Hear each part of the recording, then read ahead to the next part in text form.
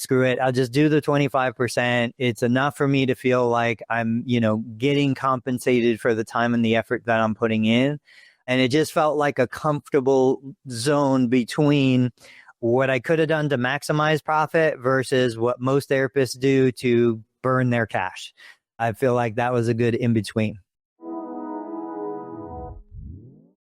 And we are back. I actually have an interesting thing to discuss with you right out of the gate. So I'm late this morning because I had to bring my kids to the orthodontist. One of my 4 boys has braces. We're going down this road. There are so many orthodontists around my area. I was actually sitting in the wrong parking lot. I dropped them off in the back of the office. When I came back around to pick them up, I thought I was in the front of the office, but there's like 3 on the same block. I was in front of the wrong building. He eventually came around and found me. Will Boys says the goats are back. This orthodontist, he has a Hummer, like a bigger than normal Hummer, almost like a Hummer limo. And he goes and picks the kids up and brings them from school to the office. There's so many things that's interesting. You pay up front, obviously you pay this one lump sum and then they do whatever needs to be done for the braces. I love that model. I hate this nickel and diming, billing every unit, billing every visit if you're cash pay. Like, just give me a lump of money and I'll tell you what I'll do in exchange for that. Whether it takes 2 years, like kids have braces for years now, or it takes 2 months, I don't care. Just give me the money and I will make the problem go away. And then the whole idea that you just drop your kid off. He's 12. He goes in, there's a bunch of kids, there's a bunch of people. There's no one-on-one. Like there's no exclusivity. And the kids don't want to be there. The parents don't want to be there. It's the perfect business model because you get a chunk of money and then you just kind of send them there. We were done in 15 minutes. I took them to school. That might be in your future. Did you ever have braces as a kid? I did. I did not like the experience. I actually had the braces, and then I had the key. You would do a metal key to the roof of the mouth for the expander, and you have to like tighten it. I mean, I had like tension, headaches, and I mean, it was not pleasant at all. But yeah, there's ways where it works out for the owner, the business owner, in terms of like cash up front. And I think at the start of this podcast or a year or two ago, I had Invisalign, which I paid like pretty much $5,000 up front, and magically I got to every appointment early or on time and never missed an appointment, because I ponied up so much money. So we can get into it. So this is the thing. We always say like, oh, people will pay for, Invisalign to make you look better, or they'll pay for hair, or they'll pay for things out of vanity, but they won't pay for physical therapy. But my question is, don't you think there's a little bit of vanity we could tease out of physical therapy? Like maybe you don't want to be, I don't know who the politician was, but there was a politician just like now, I see it all over TikTok, that fell going up to the podium. I guarantee there's vanity in not wanting to be the old man that falls at your kid's basketball or your grandkid's basketball game. There's vanity in not wanting to look hunched over and postural changes that maybe could be avoided or minimized if you start working on that in your 50s instead of waiting till your 80s. I think we could find some vanity reasons for people to want to pay out of pocket that, they would embrace. Yeah. And by the way, if you're watching on YouTube, I'm wearing solid Eagles green shirt, hat. This might be win or lose the Super Bowl this Sunday. This might be the last time this year that I'm wearing, maybe until the fall, until the season starts again. This might be the last time in a long time that I'm wearing Eagle stuff on this show, and I'll go back to my my button ups and my polos and my proper gear. Go Eagles, go Birds on Sunday in the Super Bowl. Anyway, yes, there is vanity in physical therapy. Will Boyd says, "Let's go Birds." Heck yes. Unfortunately, I've had some clients though, Tony, that don't want to do, like, historically over the last 5 whatever years, they did not want to do gait training in their apartment hallway. Yeah. Because of being afraid of what the neighbors think. Like, they don't want to look frail and weak or lesser than or whatever. So there's some cohort of people that want in-home physical therapy so that the therapy can be done in the home, not in an office, and not even in the hallway because of, knowing these neighbors for years or decades. So I think it's maybe tough to lean into that. So I don't know, how would a therapist lean into that? Well, you're paying for privacy in a situation like that. I know that, and I shared this in my Facebook group, and I have approval to share it, and I have a media consent, HIPAA compliant media consent, so don't freak out. But I never do mobile visits. I'm not a mobile therapist, but lately I can't say no. Like, I feel so terrible. I had a patient. We did, I think, 6 authorized visits through Anthem. Then she fell. She fell at home. This would have been about 3 weeks ago. She and her husband had purchased the lift chair that I have a bunch of videos on that I've talked about before, like literally days before she fell. So she's at home, she falls, they get the lift chair out. They weren't sure how to use it, but they figured it out. They got her off the ground. She was so thankful, so grateful, so excited. But that fall caused her to be so fearful. In 3 weeks, she would not leave the house because she has to go down 2 steps into the garage. She would not leave the house. So they were, asking nicely, can you please come out? Can you please help us? So I said, okay. I go out there. I shared some photos on insurance or cash? Well, here's the thing. So Anthem, Blue Cross, Medicare Advantage does not pay for mobile visits like Medicare pays. So I said, look, I can't bill it, but I'm totally fine just coming out there. Like, no way. We're going to pay you. There's no way we're going to let you come out on your own. So I said, okay, it's $250. I'll come out there. I was there 30 minutes. Now there are so many layers to this story. So she doesn't need an hour. She needed me to come out there so that we could go down the 2 steps into the garage. She has a non-medical aide who actually is the person that is a great friend of mine. I helped her start this business from nothing. She had never done anything like this before. She wanted to do a business. I said, go do this. It's blown up for her. She's doing amazing. She was there. The patient's daughter was there, and the patient was there, and I was there. So in that 30 minutes, she kept getting kind of distracted. She wanted to write me the check. She wanted to do all this other stuff. I'm like, no, let's focus. Let's do this. And I knew as soon as I walked in, there was no way she was going to go down those 2 steps that day. And I was like, what am I going to do? Like, I need a win for this person. So I found a 4-inch step that she had purchased. She had purchased all the stuff. We worked on the 4-inch step in the kitchen. We had a great time. She was so grateful, so thankful, wrote me the check, not just for the visit. And this is what I shared in my post, but I had made recommendations on other things that she probably could benefit from, things around the house.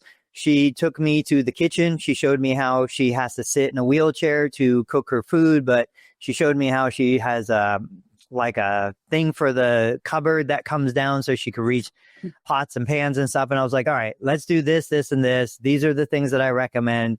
And I said, here's the deal. You can buy them yourself through Amazon. I'll give you a list of links. They're my affiliate links. I'll receive a 2% commission on anything you buy. Or I can buy this list of equipment for you. I'll have it shipped to my house. I'll unbox everything, get it ready for you. But there's a 25%. I forget the word that I used. I don't do this a lot. It's something like that. Yeah. And a concierge fee. Basically. And I said, so you decided what you want. You can have your kids buy it for you. I don't care. These are the things that I do think you need. And so they took the list. They went through. They're like, yeah, get me this, this, and this. It was about $1,200, I think, worth of, a chair and a couple other things. Like, she already had 3 wheelchairs that she had bought herself, but they weren't appropriate for her. They were oversized. They were clunky. We needed something smaller, more nimble that she could move around in the kitchen better. And so, you got the money for the visit. It's not a time-based visit. I thought I'd be there 20 minutes. I stuck around for 30, but there was no chance I needed to be there for 60. We had the money on top of the purchase order. Now that stuff will come, and it's going to be work for me to get everything ready. But I'm like, why isn't every mobile therapist doing this? Why aren't they making recommendations? I did another one with a bidet. I was like, this is the best bidet based on Wirecutter. It's a $500 bidet. I ordered it. I received the commission on it. Then the son installed it for this person. I didn't want to get into installing that. We had done this a couple years ago with a really high-end lift chair. It was like a $2,000 lift chair.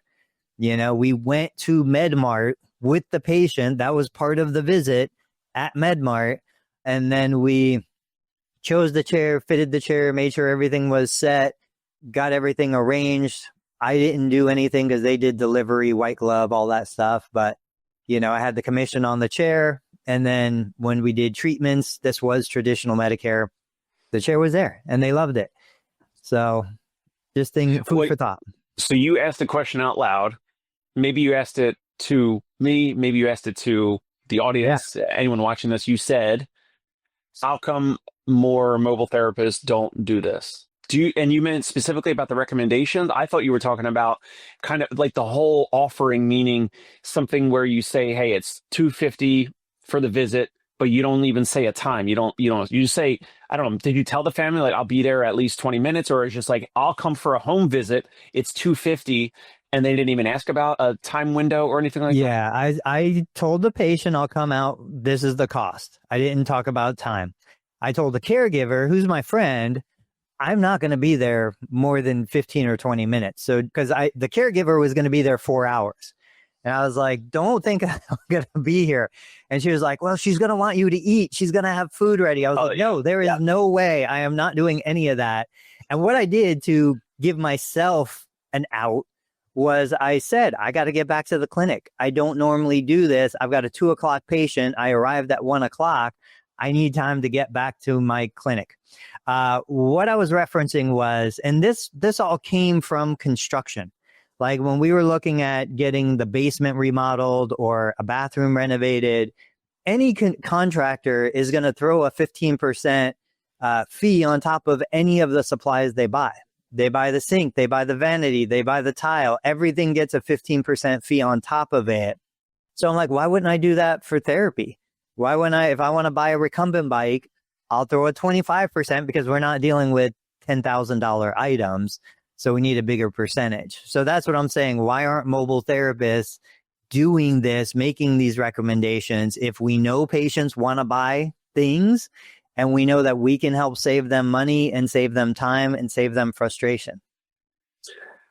I love it. I mean, I've done it before. I don't remember the percentage. It might have been more than a 25% markup, but like, of course, as you can imagine, Tony, I have people here in the city where they're like, we don't want to look through Amazon, through the billions of therapy products. They're like, you just said, 5, 7, 10 things that the husband, the wife needs, the father, the mother, whatever. They're like, yeah, if you can go through, buy those things. And what I did is because I'm mobile. So I bought the things, I billed the client on their credit card, like the total Amazon amount plus whatever, call it 25%. But I shipped the items to the patient's apartment. So I didn't, whatever. Yeah. I guess that's like, I don't know, like cloud drop shipping or whatever. It's like mobile therapy drop shipping or whatever. So sent the items directly. I didn't even have to handle them. Then when I got there, it was like an RX pad for balancing. You open that up, this, that, those types of things. More, and so you asked why aren't more doing this? I think a lot of companies and therapists are just kind of stuck in the model, like you said, of like billable units. And that's that's just the way it's always been. And that's how it goes typically. And no one's really thinking outside the box. And I think as reimbursement continues to get crunched and squeezed and compressed, I think more companies, more practices are going to be doing these things and incentivizing the therapist to do it. And then maybe the therapist, if it's legal and compliant, makes some, bonus off of these actions. Bo said, making money goes against the thesis of physical therapy. We aren't even supposed to take more than $25 in a gift in some states. Bo also said, that's crazy. Cry Eagles cry. Cry Eagles cry. Bo used to live in the New York City area. Then he moved to Colorado. I don't even think he likes the NFL. Are you a Giants or Jets fan, Bo? I think, he's a Jets fan. That's why. He's a Jets fan. So okay. Scott said, my problem in Palm Beach was that everyone here wanted to be treated for vanity reasons only. Medicare doesn't want to pay for it. In most cases, it's already too late by their 80s. Mm. I get it. I do. But what I tell my 80-year-olds, 90-year-olds is I'm like, you know what? I can't change your arthritis. I can't change your bone structure. You're not going to look, tall and skinny again, but your muscles don't know how old you are, and your muscle fibers are turning over much quicker than some other cells in the body. So we can always make you stronger. We can always make you healthier, no matter what. I can't see Dana's comment, Scott, so I'm not sure what she said, but that's okay. Yeah, Bo said Jets.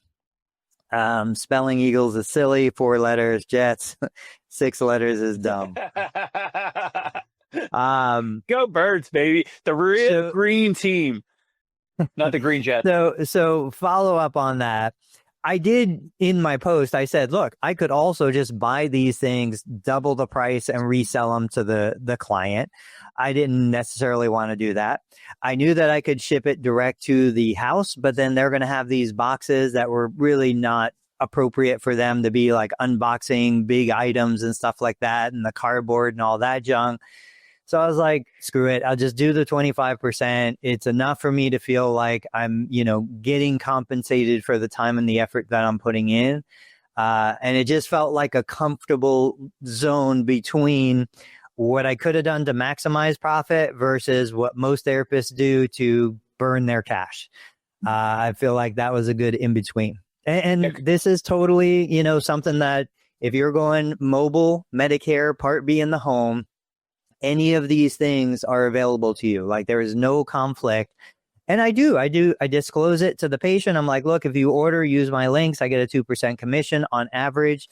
My next step for this though, is to try and I've done a couple of these, use ChatGPT to create kind of a purchase agreement, I guess it would be, so that everything is laid out more clearly than me just saying, I'll buy this, this, and this, if that's good with you. I want something a little more formal that I can give them. So that's where ChatGPT is going to come in.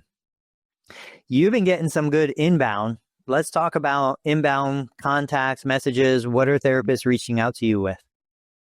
Yeah. So since I interviewed Jeff Moore on my show, on the Dave Kittle show, so Jeff Moore, as you guys probably know, he's got Onward, and they're opening up more and more locations, fitness forward physical therapy, outpatient clinics that are independent, not in a gym, not attached to a gym, but independent, like most physical therapy practices. And I've had more therapists reaching out that I've known for years, or 5 or 10 or whatever years, and they might have, without tipping my hand, like they might have a cash or out of network, or some hybrid self-pay model in different states across the country. And some of those friends or colleagues are reaching out, and they're basically saying like, hey, why aren't you doing that? Can we do that? We meaning like their practice and my practice. And can we, and I think the first thing that I thought of is like, well, all my colleagues and buddies and folks that, I've met in person or I've known for 5 or 10 years, everyone's got a different practice name. So like, maybe my thought is either it's one or the other. It's like everyone rebrands to one brand, and we do all the back office, all that, and same EMR, same billing, whatever, all the synergies, and save money that way potentially. Or it could be like a USPH model. Like, hey, if we all, assuming we all like each other, trust each other, all that, which that would take time and legal docs and a whole bunch of things, and not easy at all. Everyone could stay independent, same brand name, all the signage that you already paid for, all that, like could stay the same, same websites, everything is individual.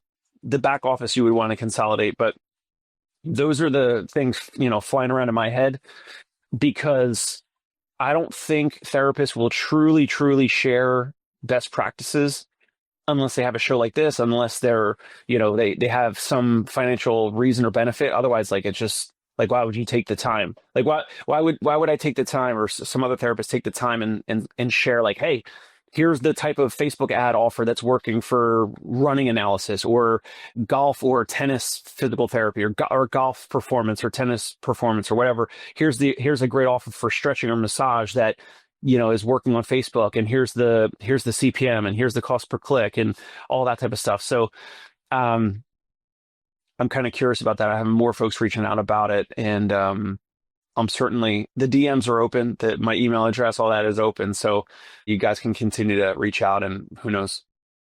So you probably don't remember PTPN, or do you? Physical Therapy Provider Network, I think, or private network or something. Yep. Yeah, I do. You do. Okay. Is it not around anymore? I don't know. I think they are, but I'm showing two things on the screen. I'm showing Dan. How do you say his last name? Do you have any idea? I say Vapney. I think it's Vapney. Okay, Vapney. We met and he's not too far away. He's on Long Island, I think, on the other side of JFK Airport. But really? You guys should connect. We met at PPS. He is working on putting something together. I don't know enough to speak intelligently, so I'm not going to mention it. But PTPN back in the day, when I started 2001, 2002, they were a provider network. You joined PTPN, you paid them, I think it was like $7,000 or $8,000 back then. And we had considered it because we couldn't get into certain insurance networks, and there was a chance that we might be able to get into those networks through PTPN. But then once I called them and I talked to them, they were like, well, we can't guarantee you're going to get into Aetna. Aetna was closed in Florida at the time, or we can't guarantee. So I'm like, I can't pay you $8,000 without some sort of assurance that I'm going to get something out of this. So we never joined. But I feel like all things, bell bottoms came in style, out of style, back in style. Like, this stuff is just going to keep cycling through. And this is one of those situations where these provider networks and different kind of communities, I would still think, I started running after you told me Tuesday about ad prices.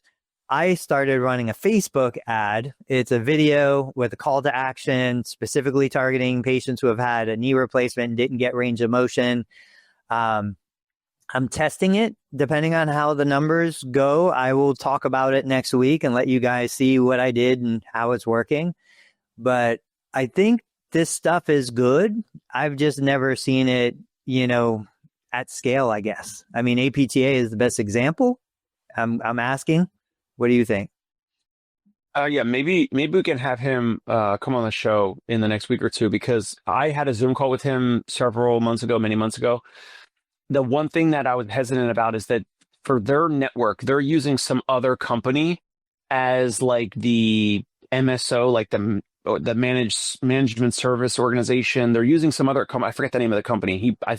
He has posted about it. He tagged them on LinkedIn. So it is public information, or public. So Dan uses some other company that company has a whole bunch of therapy practices, like billing through some entity, right? So you can kind of like use that entity legally, and then all of a sudden get like more reimbursement per visit. Like, and I think he's posted numbers like somewhere around, some payers $120 a visit, or some maybe a little bit more or less, or whatever, 130 or 40 or $50 a visit. My hesitation, and it sounds like he's doing great, and they're getting more providers to kind of join the network, and it makes sense. But you're plugging into some like third party company, and it's like, if that's like, it sounded like a startup. It sounded like a tech startup, basically. Yeah. I'm looking at that at like, they could go away like overnight. Like, literally, you spend all this money or time or whatever, and you get into Dan's network, and Dan, like, let's have him on in the next week or two. He can correct me. He can provide some rebuttals. He can challenge any of those biases that I have. But it sounded like some tech company platform that somehow has some entity that is able to get higher reimbursement. And that is like, well, how is that possible? Because why wouldn't, the Tony Maritatos of the world already own or have access to that type of a I don't know, EIN or whatever the billing is that allows a private practice that's independent to increase their reimbursement, whatever amount of dollars per unit or per visit or whatever. So um, that's just why I've been hesitant with it. Or like, and again, those are all in-network contracts, so like I'm already not in that game. So for me, it was like, yeah, like we're looking to collect like 250 a visit. Like otherwise, like I'm not getting out of bed. Like what? Like it just, So like it's just two different. It's too far of a stretch. Now, if I had a brick and mortar office and I wanted to get busy and I was okay with in-network contracts and had therapists that can multitask and delegate and treat multiple patients at the same time, then that might make sense. There are all these shades on the continuum, because like I know therapists, they have their own MedB provider number, their own mobile business, but then they join Luna Physical Therapy. If they're going to treat non-Medicare patients, they'll just treat them through Luna. And I think it's amazing because you dump all of your liability on Luna. You don't have to worry about billing. You don't have to worry about anything. They have the documentation. They have everything. You get paid, I've heard, the same day, which is absurd. I mean, that's just crazy. So even though you're taking lower income, you're getting rid of so much headache and risk. It really is. And I have no affiliation. I have no connection. There's no reason for me to say anything positive. It's like the best kept secret for somebody who just wants to pick up a couple visits a week and make a little money on the side. For anyone watching, though, don't forget, if you go to clarity.fm and you search physical therapy in the search bar, you can find Dave Kittle and you can pay to talk to him and he can give you advice based on his experience. There's also a ton of other, like Michael Hyland's on here if you have questions about Parkinson's. Heidi's on here if you have questions about billing. There's Dan. Oh, there's Dan. Dan is here. So there. I remember back in the day, I was the only physical therapist on this platform.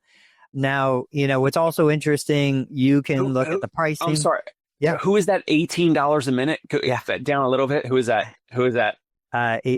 So I know Steve. I know Steve. I'm connected with him on Facebook. So he's a practice owner. Is that serious? Is that $18 a minute? What is that? It's $16.67. 60. And I'm at $8.33 a minute, and that's like, I think that's like a $500 an hour, rate broken down to the minute. So that means he's at $1,500 per hour rate. So love it, Steven. Real quick, I talked to my brother-in-law, who is CEO for a $1 billion+ company, and they regularly will pay $2,500 for an hour phone call with a specialist in a market if they want to get information. Like, they don't even think twice about it. If you told them it was $30 or $100, they wouldn't even do it because they can't get a purchase order for that,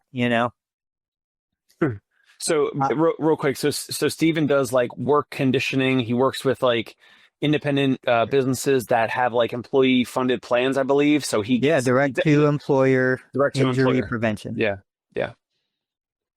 So that's a great platform. One more opportunity that if somebody's looking for information and you're not sure that they're going to take it serious, you put a price tag on it, you'll find out the answer real quick. And I go back to our conversation Tuesday. Like, one of the most detrimental things to our healthcare system is patients that don't have to pay money out of their pocket. Even if it's $20 that, they're on a fixed income, that $20 makes your treatment more effective. I guarantee it improves the outcome of it because they are committed to it. They're invested in it. So I agree with you, but how come you're still all in the in-network game? How come you haven't gone out of network, self-pay, credit cards only, 100% self-pay? You're still like, and I know you believe it, I know you see it and all that, but you're still in the in-network insurance game. So the once you start suckling from that mother's breast, it is so hard to get away from it. So you guys are young parents. I forget what they call it, and I'm not I'm not even gonna go down that road. Forget it. Anyway, dependency is the hardest thing, man. I am an addict when it comes to some of those things, And it is tough. It is tough. But I am finding a different way to move away from the model, different than what everybody else is doing. So real quick, Scott said Dan's great, still promoting Private Practice Network, which sounds like it's growing. And then Dana got on here. Tony, you're giving people what they want before they even know they want it, and they're happy to pay for it. You're a consultant. Yes, and I totally get it. I do want to be at this stage in the game, at this point in my career. I do want to be the consultant. I don't want to be the healer. I don't want to be the provider. I don't want to be the guru. I hope I don't need my ego, stroked by a patient telling me how amazing I am. I hope that I could just provide the solution and then let other people that are in that stage of their career, because I was there before, let them do what they do best. It's like going back to football. I am an amazing third grade boys volleyball coach because I don't know anything about volleyball. I never played volleyball. I know the basic rules, and we can go out there and we can have fun, and I don't care if it bounces off their head. But I probably wouldn't be a great college, volleyball coach. And conversely, a great volleyball coach in college probably can't go back to third grade and coach. So we all have our place. I just, that's why I stay where I stay, because I'm comfortable there. It's easy. I exceed value the expectation. What else are we talking about? And speaking about everyone knowing their place, private equity. Where's private equity's place in the physical therapy world? Or do they have a place? I think they do, obviously. So I started this conversation because I think it was Paul from Strata PT. He might have put out a post that said, and he's well versed in this world, but he said, look, if private equity is moving into the space, there must be some potential. You hear all of the negativity around private practice, yet you see venture capital and private equity, and I don't even know what the different words mean, truthfully, but you see them moving into the space. They must see opportunity that we don't see. I think the difference here is we are a bit of an echo chamber here. We are, selling or buying from our own wallets. We bootstrap our own stuff. We're not backed by venture capital or private equity or anything. So for us, thinking I'm a physical therapist who can see 40 visits a week, what's my maximum profit potential? That's not the same conversation as we're going to put $1 million in your bank account as a seed fund, and then we'll put more into it. And we want to scale this to $1 billion, So I think, private equity sees potential, but in a very different business than the business that I'm going to go to this afternoon. They're completely different animals. What do you think? Yeah. So just as a refresher, so private equity wants to buy things typically that are established, that have a very low likelihood of defaulting, dying, going away, right? So that's why they'll buy established whatever businesses. Private equity wants to buy businesses that have been around for 10, 15, 20 years or whatever. So brick and mortar physical therapy businesses. The venture capital side, they'll invest on the more riskier, newer companies. So Luna, Sword Health, Hinge Health. I know that Hinge Health and Sword Health will die and go away, and then we'll say Luna's the winner. That'll stay around for years or decades. So it's more that is way more risky, but then the winners are, the winners cover all the losses. But yeah, there's definitely a lot of room for those buyers. Those buyers look at a lot of these practices. We kind of mentioned it before, like owners that kind of get into private practice and they were getting into it because they're like, I don't like this corporate place, their previous job. I don't like this hospital job as a PT, whatever. They want to go open up their own shingle and do it, but they haven't had a lot of business experience. So that's where private equity then looks at these practices and they're like, yeah, we could buy it at like almost whatever dollar amount you think it's valued at, because they come in and they optimize way more than most of the private practice owners had been optimizing. They don't have a strategy for online ads and Facebook ads and Google ads maybe, and all the things in between about how to legally and compliantly optimize and grow a practice. So yeah, private equity will continue to look positively on physical therapy and see, regardless of the healthcare reimbursement, there'll be ways to optimize it and grow it. Dana said they see the value stuck in the downstream acute care that can be moved upstream to better manage care in which therapists excel. So, yeah, there was something. Oh, I saw a news release from ATI where they were partnering with a school and education program. And this kind of goes into that, where's the scale coming from? How are we going to do this? The bottleneck is generally in we don't have enough clinicians or we're stuck selling billable units. A lot of venture capital goes into technology, right? Because technology is infinitely scalable. I was listening to Alex Hermosi yesterday talking about how most businesses fail because they choose to serve the wrong customer. The customer has a limit on what they can provide, whereas if you choose the right customer, you can go to infinity. So I think ATI's move into connecting with educational programs is awesome. I shared a post saying I made a huge mistake. I thought I was going to be a great physical therapist, open a physical therapy clinic. Now, if I was looking back, if I should never open a physical therapy practice until I have locked in method of sourcing physical therapists. Like, how am I going to find the thing that I'm selling if I don't have an inside track on that? So that's which is why, back to the beginning of the convo, this is why there was so much genius with Jeff Moore's model, where he had ICE, Institute of Clinical Excellence, first, because he wanted to share his clinical knowledge, built ICE, the continuing education company, then started to identify talent, that those talented therapists were already semi or maybe had their own self-pay practice or whatever, and then they are like, hey, let's do like a universal, like nationwide brand name. I'm sure it didn't start off that way. It was just like, hey, Zach Longer, who I think was the first location, and it just went from 1 to 2 to 5 to 10 to 20 and 30 something or 40 something now. And when I talked to Jeff Moore, I said, hey, did you model this from EIN? Because EIM, Evidence in Motion, because the Larry Benz, Tim Flynn, like that whole crew had Evidence in Motion, but then also they co-own that, and then they also co-owned Confluent, which is like now it's 900 or 1,000 locations, but back then it was a couple hundred or 1 or 200 locations or whatever. So I said, I asked Jeff, if I forget what he said. He maybe said no, like he was just doing it his own way or whatever. But it's like the same thing, what you just said. It's like you have a farm system basically to kind of curate and identify talent and talented physical therapists. And then you would plug them into a job or a role or co-ownership, partnership, whatever. Those two companies were like confused in my brain for 20 years.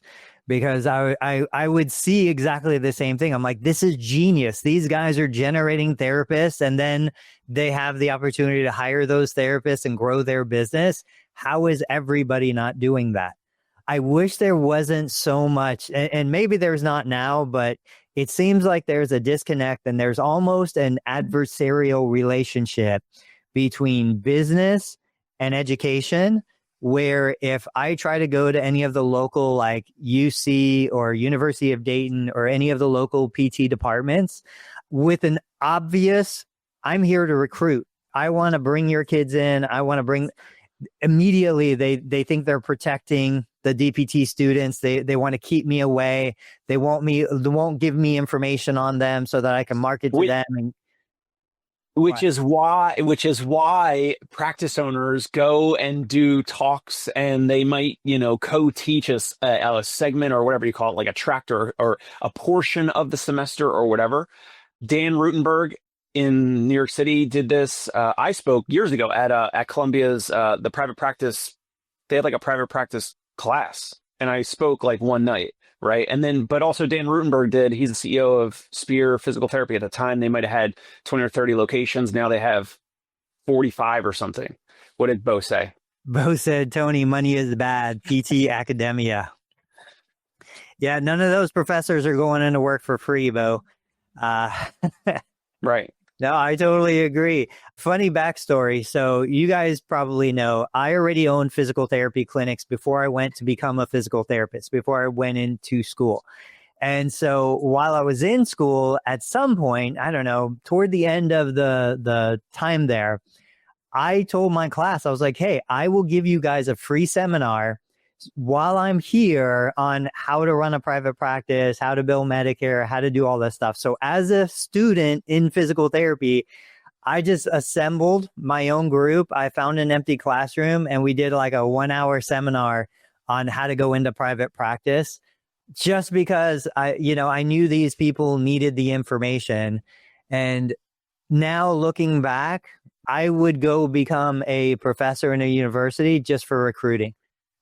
Like this is but not teaching the billing part, Tony. You want to find team members, you got to find employees, worker bees. You got to say, here's how to make your resume. Here's how to design your resume better. Here's how to conduct yourself better on an interview. Here's what to say on an interview. Here's what not to say on an interview.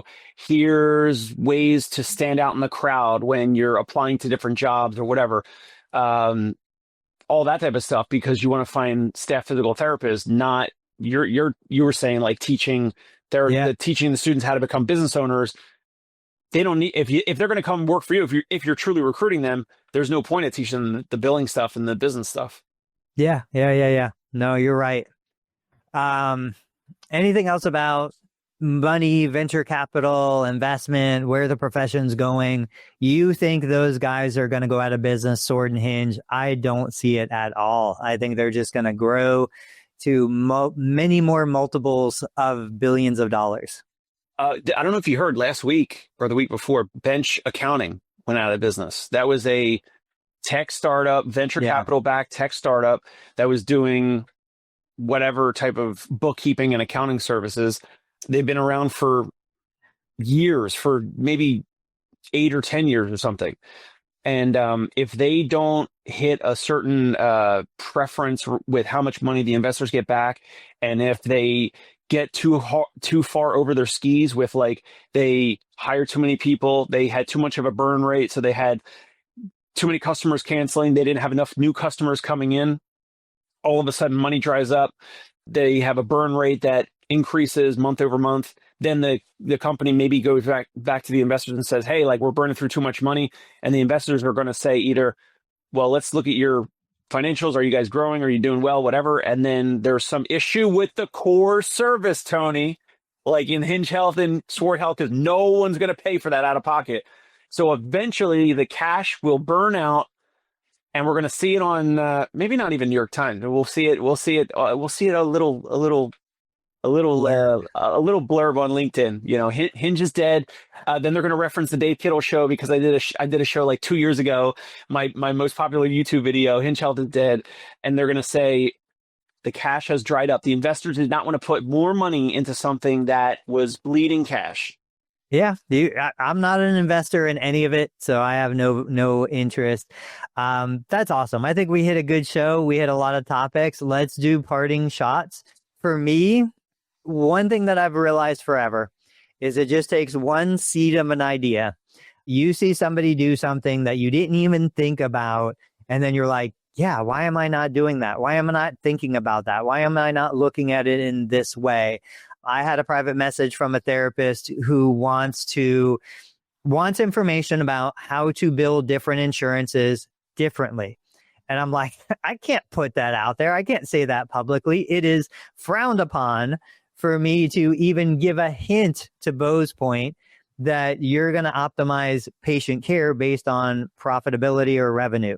So all of these private conversations happen behind the scenes that nobody with awareness is willing to bring out publicly. But these seeds that we are planting, they will grow into something special if it resonates with you. What's your parting shot? Parting shot is I still think the physical therapy profession is thriving. I think if we continue, like we talked about earlier, if we continue to focus on providing value to the end consumer, it magically becomes easier to charge out of pocket. Or, you know, in Dana's situation, or Stephen Foast, who we talked about, if you're speaking right to the decision makers of companies and you're providing X amount of value, you have a new avenue. It becomes easier to convey the value if you're leading with the value, instead of just like the the traditional model of just like billable units. So hopefully trying to think differently. And if you think differently, you focus on the value of the end consumer. Then all of a sudden you get someone like Tony Maritato who pays $250 for a 20-minute, 30-minute home visit, which is a $500 per hour run rate. That's my parting shot. But also, Eagles, go Eagles! In the Super Bowl on Sunday. I think it's going to be a close game. I think the Eagles are going to pull it out, but I'm nervous because Mahomes is great. The Chiefs are great, but go Birds! All right, guys. We'll see you on the next episode. Hey, it's Dave Kittle. Are you a healthcare business owner or physical therapy practice owner who is looking to figure out your succession plan or exit strategy? We might be able to help. And in fact, we may be interested in acquiring your practice. If you're interested, you can reach out to me. Shoot me an email at dave@conciergepainrelief.com. That's DAVE@CONCIERGE painrelief.com. Or you can call me at any time, 646-781-8884.